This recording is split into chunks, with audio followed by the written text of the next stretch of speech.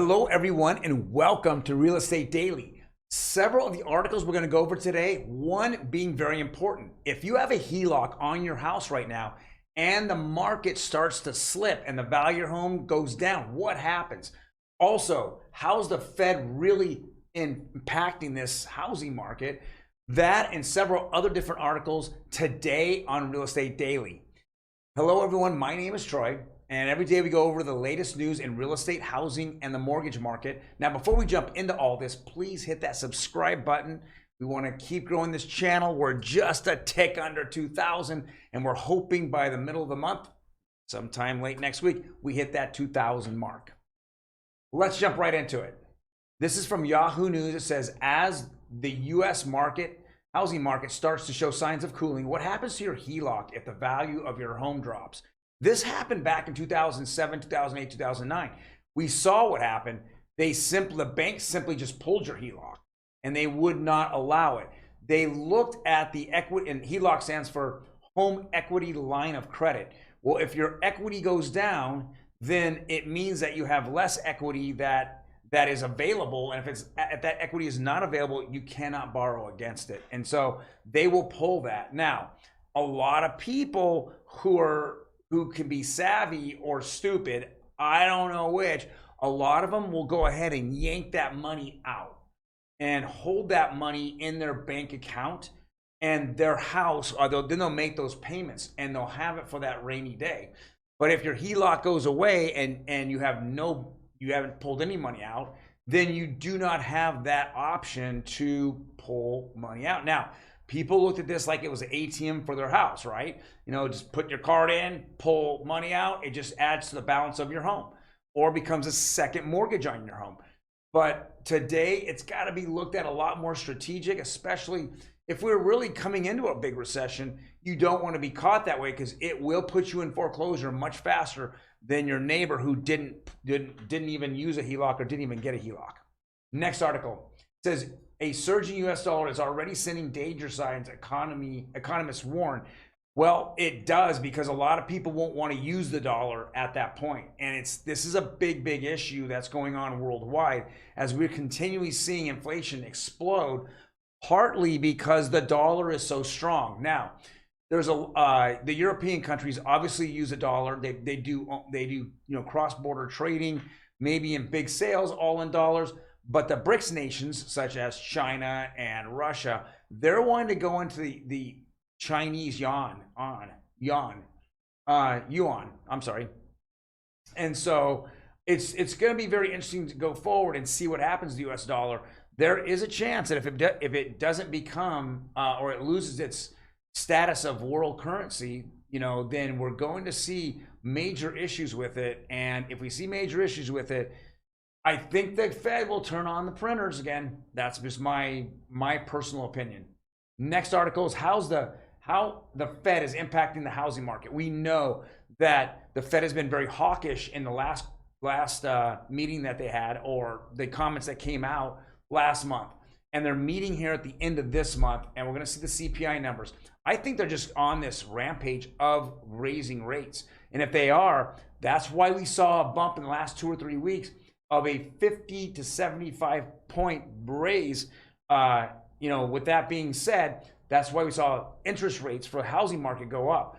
But it's really going to be dependent upon the future of interest rates on what's being said after that meeting. It's that news conference that Fed Chairman Powell is going to have. So that's going to be very interesting.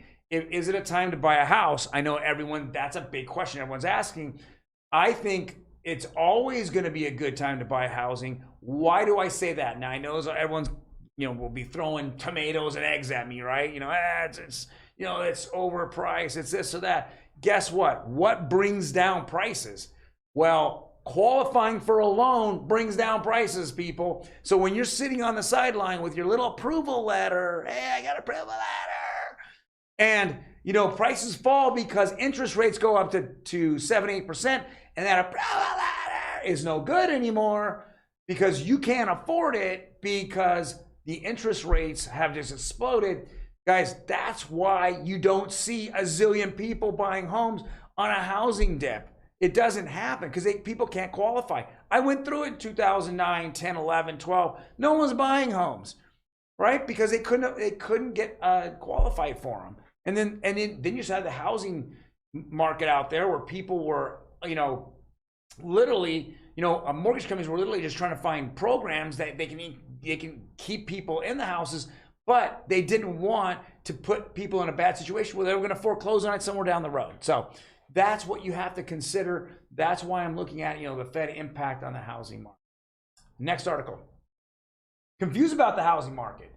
Here's what's happening now and what could happen next. Like I said, time to buy.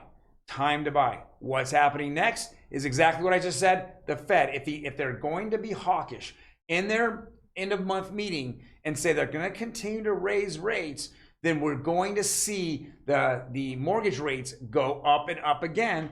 And with that being said, we will see a stall in the housing market. And again, everyone out there with their little approval letters on the sidelines, there's a chance you won't be able to buy a house because you won't be able to afford it. Next article. And this article is, I'm going to file it under all the world's a stage, because on this parking lot, it says looking for parking, San Francisco spot will run you a cool $90,000. Holy crap, $90,000 bucks. Let's go look at that spot. Dude, that is the best spot I've ever seen. An underground, what number do I get? 141. Sold, 90,000 bucks. Holy crap. I mean, think about it. Obviously, we're just making fun of it. But, I mean, how much does that rent out for? Is it renting out for, $100 a day? I mean, even $100 a day doesn't make a whole lot of sense. So, but they're getting $300 a month. So at the end of a year, it's $3,600. I mean, you're actually throwing up what? 30 years worth of friggin' money, but you're hoping obviously that $300 a month goes up to, 500 to 1,000 or what. All right, next article, and we're just going to peruse through these as fast as we can. The risk of zero down loans while the Fed talks recession. And we know Bank of America, who was probably getting slapped pretty hard for some of the loans that they have done, and now they came out with the no qualifying loan, which is completely ridiculous. 100% down, no qualifying, and no closing costs. I can really imagine how many sellers want to take that loan, to see if they can close it. On top of that, we're looking at housing market going down. You're just glorifying renters. Literally, you're saying, "Oh, you're a renter." That's all they're going to be, is a renter. They're gonna go in and say, "I didn't qualify for it. I put no money down." That's actually better than rent, right? That's actually better than rent because I don't have to do anything. Is this what would you do to that house? If something happened to that house, would you care? You have no money in it. It will be. And hopefully it's in certain areas where, I don't know, they have once a month, or once every 6 months, you have somebody go out to those homes and make sure they're maintained.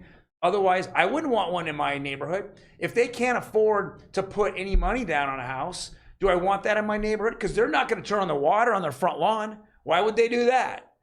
I mean, why would they do that? There's no reason to, right? There's no pride of home ownership if you don't have something to lose. And these loans, I just don't get. This is, come on, the housing crash of 2008, it was the same shit. This is the reason why it crashed. Why would you do this again? It's like, it doesn't make any sense. Let's move on. Hey, rates are going down a little bit, huh? Come on, guys, let's get kind of excited. 30-year conforming went down nothing. FHA went down nothing. Wow, that's pretty flat. Never mind. Well, the 15-year conforming went down 28. Didn't we just talk about this? Like this is wild crap flying all over the place, and jumbo and conforming. It's just all over. Those two can't stop, going crazy, right? But the other ones are like, yeah, let's go 0.006 is not even a point. It's not even a 1/10. It's 100th. We're at the 100th stage there. So. Well, guys, thank you very much for joining me. Yes, I know it's been slapstick comedy throughout here. And enough people see this, they'll be yelling and screaming on the comments below. But what the hell? Well, that's what we're here for. We're here to take comments. We're here to take criticism and throw a compliment in once in a while. You guys have a fantastic day. Check out our opinion piece tomorrow. Other than that, have a fantastic weekend and enjoy the rain.